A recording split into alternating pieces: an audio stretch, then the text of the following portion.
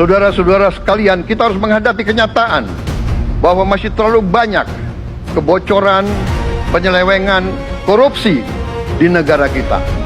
Ini adalah yang membahayakan masa depan kita dan masa depan anak-anak kita dan cucu-cucu kita. Kita harus berani mengakui terlalu banyak kebocoran-kebocoran dari anggaran kita, penyimpangan-penyimpangan, kolusi di antara para pejabat politik, pejabat pemerintah di semua tingkatan,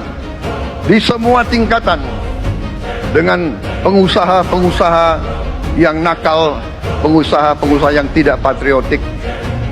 Janganlah kita takut untuk melihat realita ini. Kita masih melihat sebagian saudara-saudara kita yang belum menikmati hasil kemerdekaan. Terlalu banyak saudara-saudara kita yang berada di bawah garis kemiskinan. Terlalu banyak anak-anak kita yang berangkat sekolah tidak makan pagi. Terlalu banyak anak-anak kita yang tidak punya pakaian untuk berangkat sekolah. Saudara-saudara sekalian, kita sebagai pemimpin politik, jangan kita terlalu senang melihat angka-angka statistik yang membuat kita terlalu cepat gembira, terlalu cepat puas, padahal kita belum melihat gambaran sepenuhnya.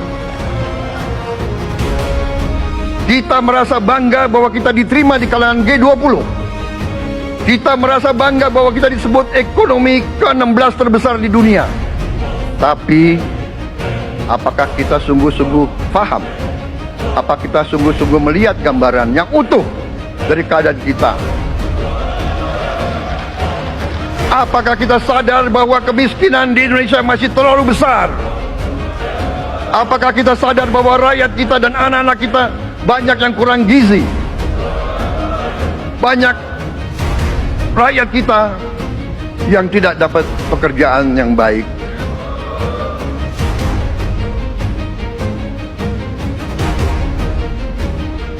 Banyak sekolah-sekolah kita yang tidak terurus. Saudara-saudara sekalian, kita harus berani melihat ini semua, dan kita harus berani menyelesaikan masalah ini semua.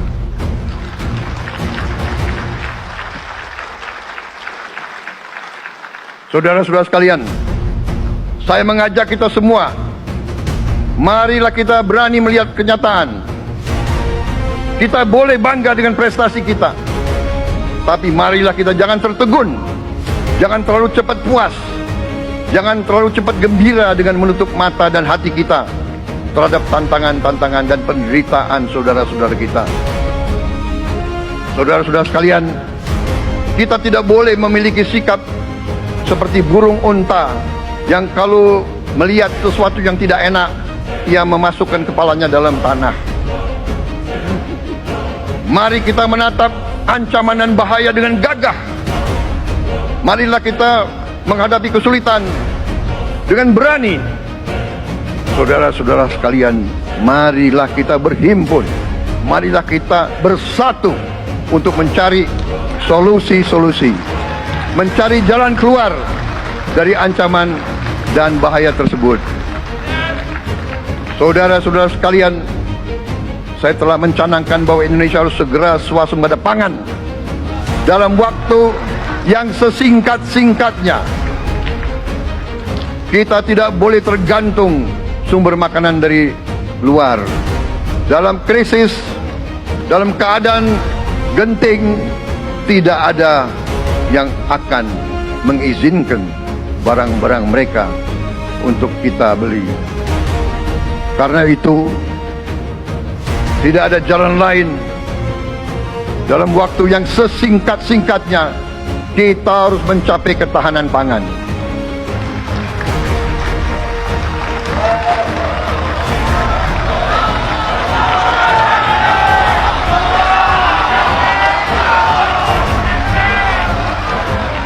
Kita harus mampu memproduksi dan memenuhi kebutuhan pangan seluruh rakyat Indonesia.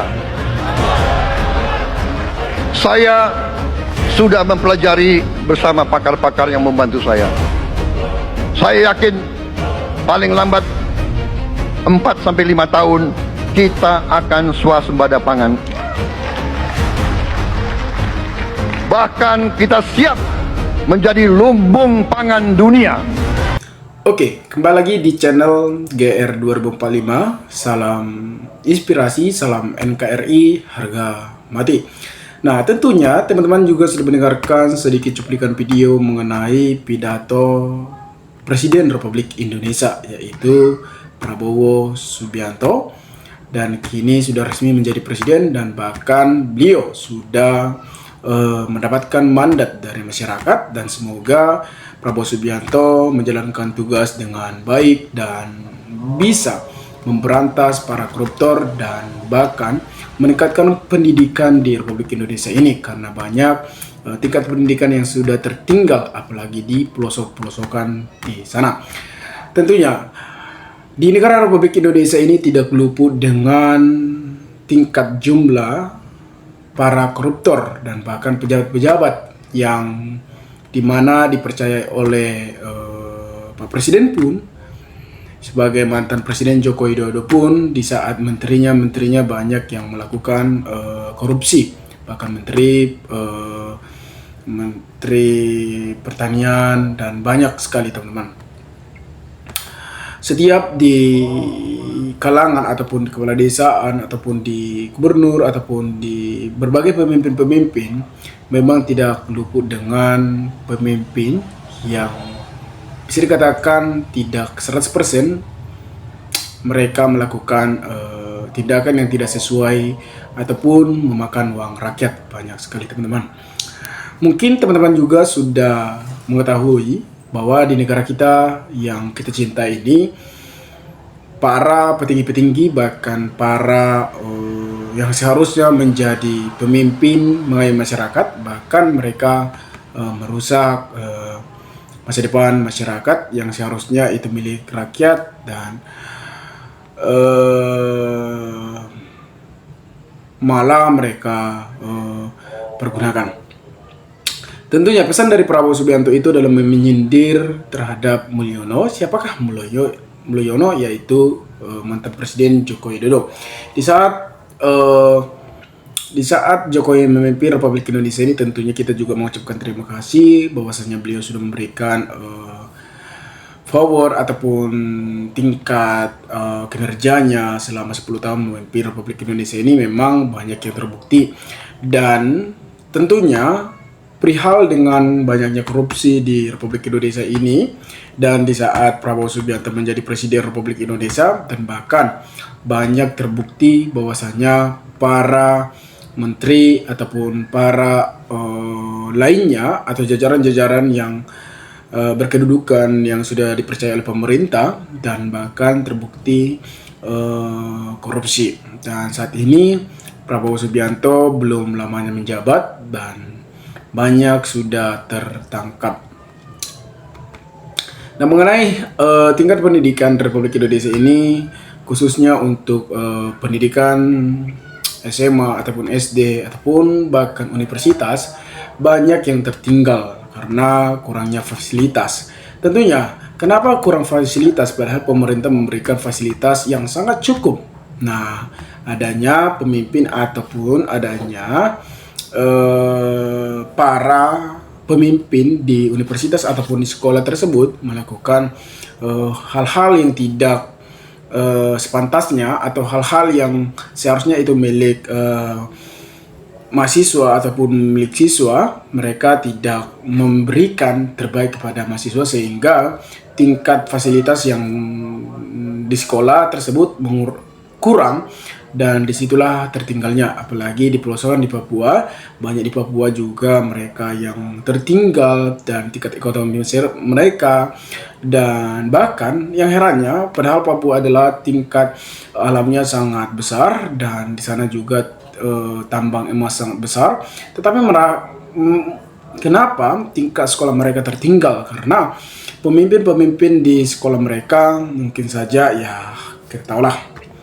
Nah, Indeks Perilaku Anti Korupsi IPHK Indonesia 2024 besar 3,8 menurun dibandingkan IPK 2023. Antraksi, Indeks Perilaku Anti Korupsi Indonesia tahun 2024 sebesar 3,85 pada skala 0 sampai 5. Angka ini lebih rendah dibandingkan capaian 2023 sebesar 3,92. Nah, nilai indeks semakin mendekati 5 menunjukkan bahwa masyarakat terlihat semakin anti korupsi.